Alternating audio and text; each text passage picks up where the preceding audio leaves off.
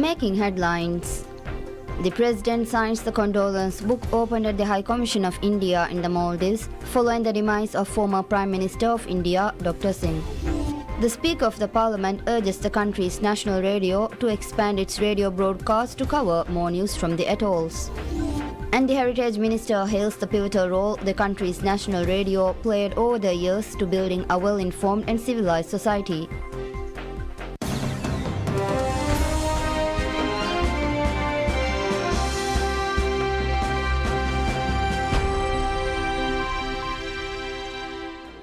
Bismillahirrahmanirrahim. Assalamu alaikum.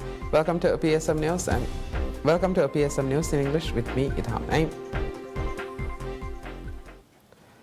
President Dr. Mohammad Muiz signs the condolence book opened at the High Commission of India in the Maldives following the demise of the former Prime Minister of India, Dr. Manmohan Singh.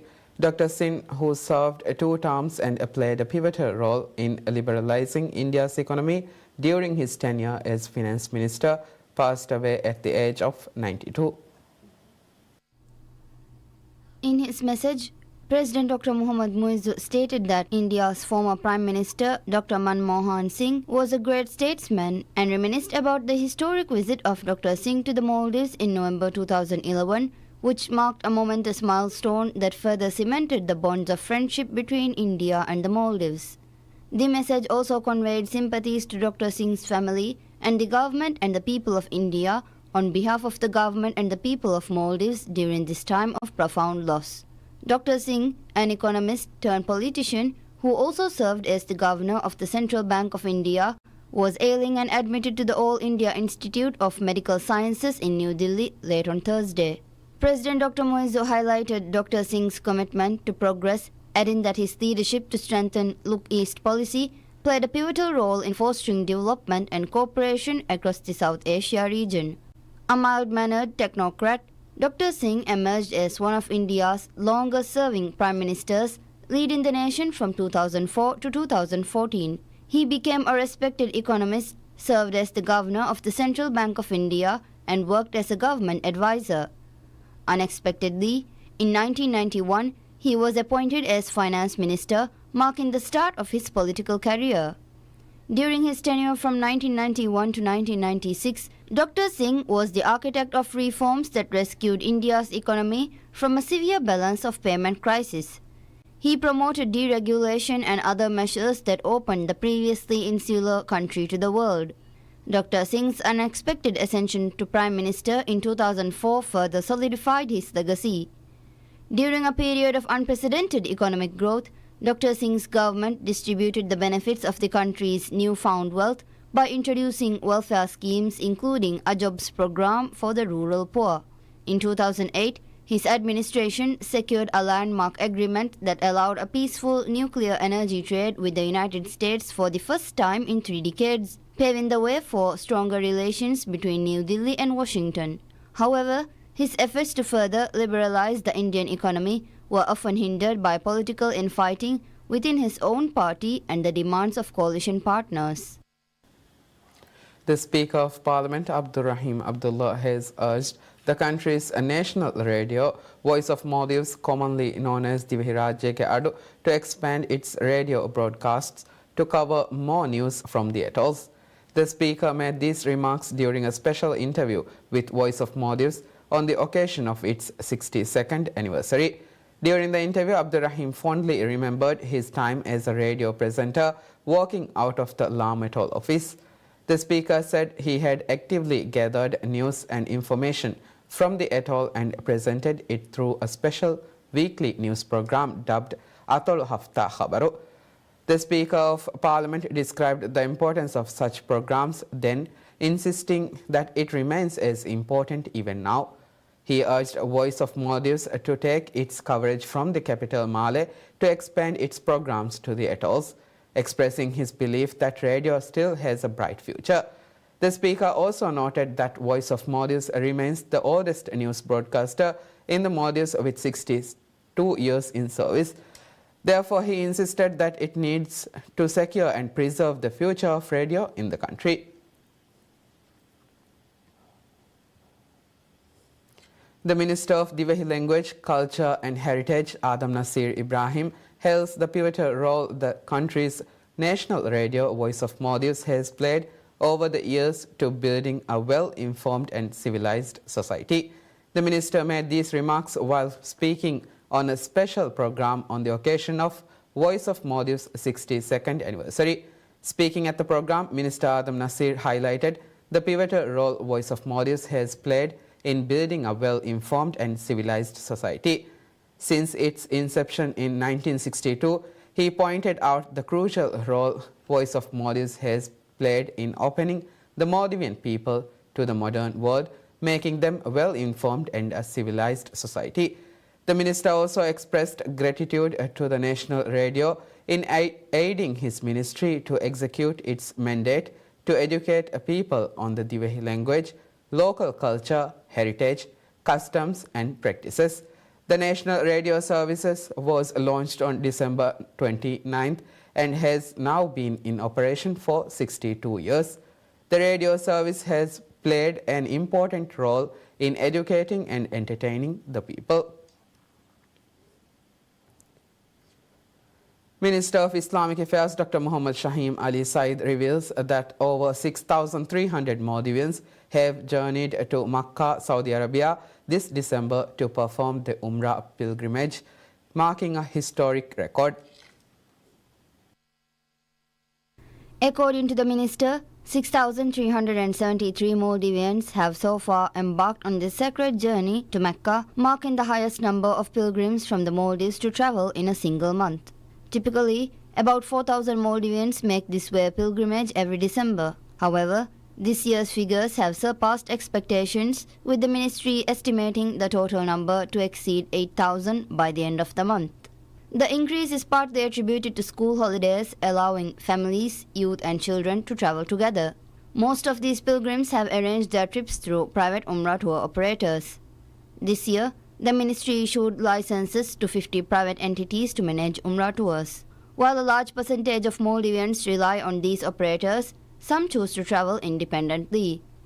Minister Shaheen confirmed that all Maldivian pilgrims currently in Makkah are in excellent health. He highlighted the ministry's commitment to ensuring high-quality services for the pilgrims and warned that strict penalties would be imposed on any Umrah travel companies found violating the set rules and regulations. In response to the record numbers, the ministry has also initiated measures to identify and reward the best-performing Umrah tour operators. The Ministry of Construction, Housing and Infrastructure announces plans to upgrade Malé roads to modern standards with the assistance of the Chinese government, aiming to address all existing issues with the roads and effectively resolving them. The Maldives government signed an agreement with the Chinese government to build the roads of Malé and Villa Malé during President Dr. Mohamed Muizzu's visit to China in January this year. Since then, a team of technical experts from China visited the Maldives to conduct research, which concluded on November 22nd. Speaking to PSM News, Minister of State for Construction, Housing and Infrastructure Ibrahim Nazim said that the ongoing works include the preparation of a feasibility study by the Chinese team. He said the project's planning and implementation can commence only after the feasibility report is completed. The state minister expressed optimism that the project would bring out a comprehensive and permanent solution to all issues encountered in the existing roads. It is also expected to solve the flooding caused due to heavy rain. According to the ministry, the roads will be reconstructed under China's free assistance by using tar and with improved accessibility for utility services. Water and sewerage systems, power upgrades, stormwater drainage systems and fire hydrants will also be installed. The Villa Malé Road project involves the construction of 5.6 kilometers of roads integrated with electricity networks, sewerage systems and drainage systems. The practical work of the project is set to begin after carrying out topographic, hydrological and geotechnical surveys in addition to an Environment Impact Assessment EIA. The surveys were handed over to the Road Development Corporation RDC earlier this year. The new road development initiative was prompted by the long-standing issues of poor road condition and flooding in Malé City. Although previous attempts were made to address the issue, a permanent solution has not been implemented to date. The Ministry of Social and Family Development reports a significant decrease in the number of individuals requiring state-supported care, attributing this change to the implementation of two social security programs aimed at enhancing support for vulnerable populations. In an interview with PSM News, officials of the ministry highlighted the success of the Ijtimai Badahi Madaduering Ibama program and the Halukihina program. These initiatives have played a crucial role in bolstering social security and providing comprehensive assistance to those in need. The Ibama program focuses on improving the quality of life for vulnerable populations through a multifaceted approach. Government officials identify households in need via meticulous monitoring and collaboration with relevant administrative bodies. Following identification, Ibama groups visit these households to assess their requirements and devise strategic interventions. These interventions may include financial support, access to health care and other essential services, ensuring that individuals and families receive the necessary assistance to improve their living conditions. Similarly, the Halukihina program addresses the health and social needs of families and elderly individuals across the country.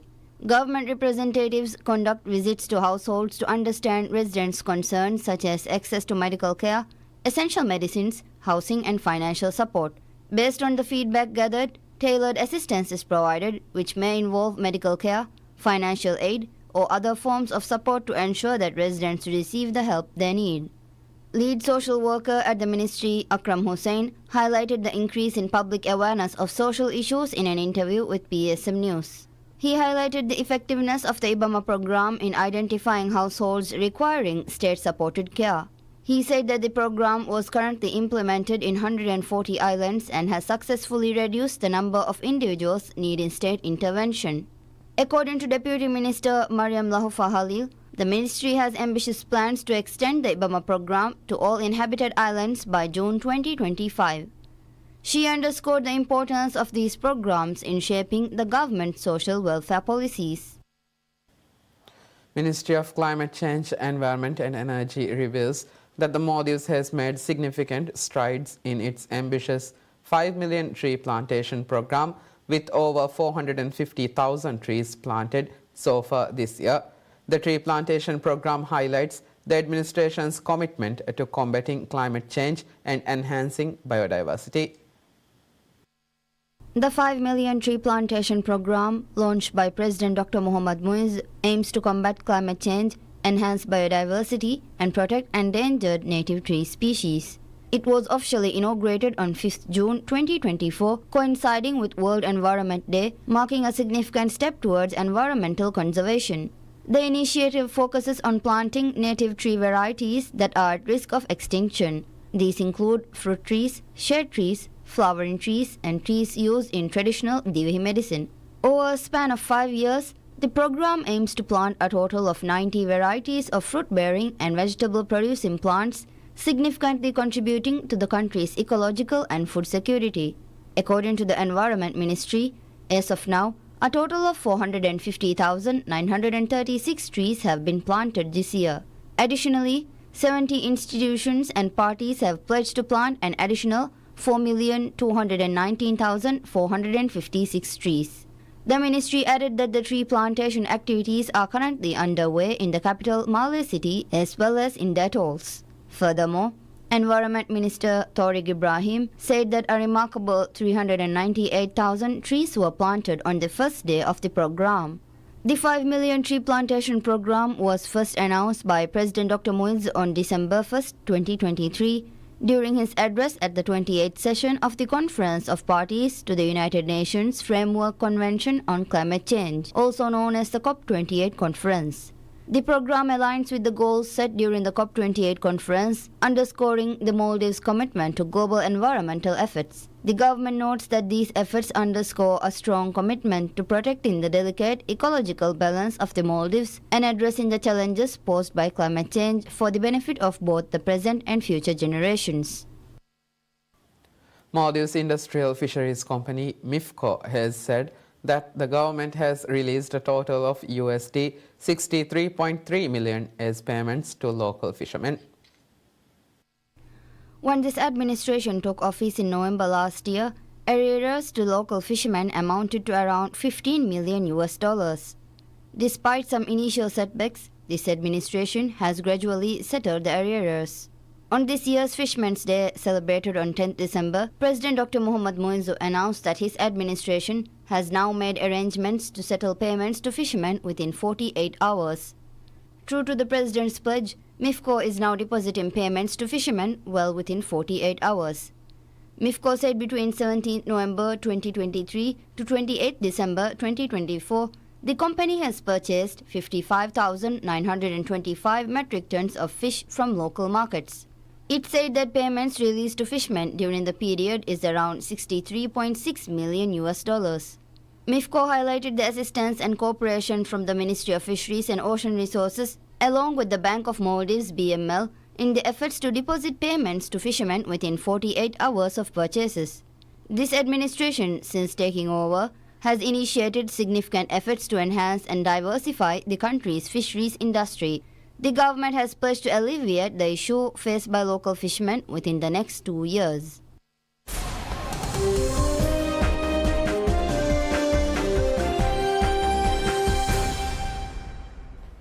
Peruvian President Dina Boluarte announces that the minimum wage will rise 10% starting next year to just over $300 per month.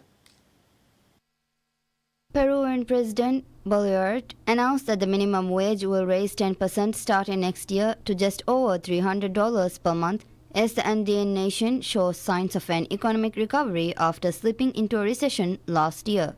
In a televised speech, the Peruvian president said that the minimum wage will raise to 1,130 soles, about $301.90 per month from the previous 1,025 soles. She stated that the outlook was optimistic and the economy is growing at a projected rate of 3.2%, adding that private investment is also recovering significantly. This marks the first minimum wage increase since May 2022 under Boluarte's predecessor, Pedro Castillo, who was ousted at the end of 2022 for attempting to dissolve Congress. Meanwhile, on the streets of Lima, President Juan Cruz called the hike amount ridiculous, saying 100 soles is just a tip. Deputy General of General Confederation of Peruvian Workers called the announcement another disappointment, adding that workers expected the minimum wage to increase to 1,330 soles, about $355.6. Peru's economy fell into a recession in 2023 due to adverse weather effects and anti-government protests in the fallout after Castillo's removal from office. Boluarte remains one of the most unpopular leaders worldwide, with polls often pegging her approval at less than 5%. The decision to raise the minimum wage should boost spending for some of Peru's poorest, though the business sector has cautioned it could encourage more informal employment of the books.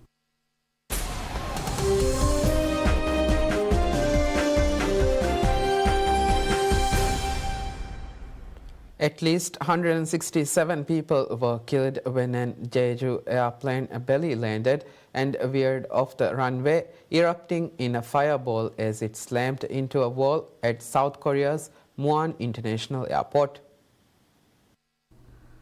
Korea's National Fire Agency reported that at least 167 people were killed when a Jeju airplane belly landed and veered off the runway, erupting in a fireball as it slammed into the wall at South Korea's Muan International Airport. South Korea's Transport Ministry said that the Jeju Air Flight 7C2216, arriving from the Thai capital Bangkok with 175 passengers and 6 crew on board, was attempting to land at the airport in the south of the country. 2 people, both crew members, were rescued, and officials have suggested that the rest are presumed dead. According to ministry data, this is the deadliest air accident ever on South Korean soil and the worst involving a South Korean airline in nearly 3 decades. The twin-engine Boeing 737-800 was seen in a video broadcast on local media, skidding down the runway with no apparent landing gear before slamming into a wall in an explosion of flames and debris. Other photos showed smoke and fire engulfing parts of the plane. Muan Fire Chief Lee Jung-young told a briefing that 2 members, both from crew, a man and a woman, were rescued from the tail section of the burning plane. The head of the local public health center said that the 2 crew members were being treated at hospitals with medium to severe injuries. Lee said that only the tail parts of the aircraft retains a little bit of shape, adding that the rest of the plane was almost impossible to recognize. Lee added that authorities switched from rescue to recovery operations and because of the force of the impact were searching nearby areas for bodies possibly thrown from the plane. Hours after the crash, family members gathered in the airport's arrival area, some crying and hugging as Red Cross volunteers handed out blankets. Families screamed and wept loudly as a medic announced the names of the 22 victims identified by fingerprints. Papers were circulated for families to write down their contact details.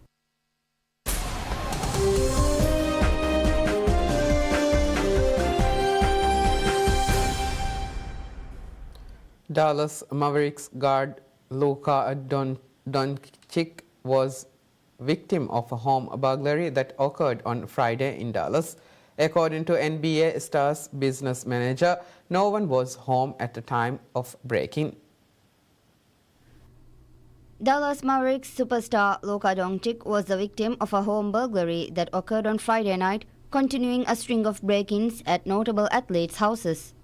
The Dallas Morning News reported that about $30,000 worth of jewelry was taken. Doncic's business manager Laura Betziger told SPN and the Stain Line that no one was home at the night, noting that a police report had been filed and that investigation is currently ongoing.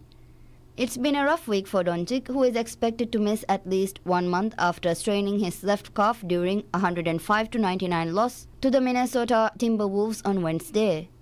Dallas is 7-2 in games that Doncic had missed this season. Athletes have been targets of burglaries as of late, with several athletes having their homes broken into since the start of September. Both the NFL and the NBA have told players to be on the lookout while stressing the importance of added security to their residences. Doncic, 25, has averaged 28.1 points, 8.3 rebounds, 7.8 assists, and 2.0 steals in 22 games, all starts this season. That's it for now. Thank you for watching PSM News. Have a good day.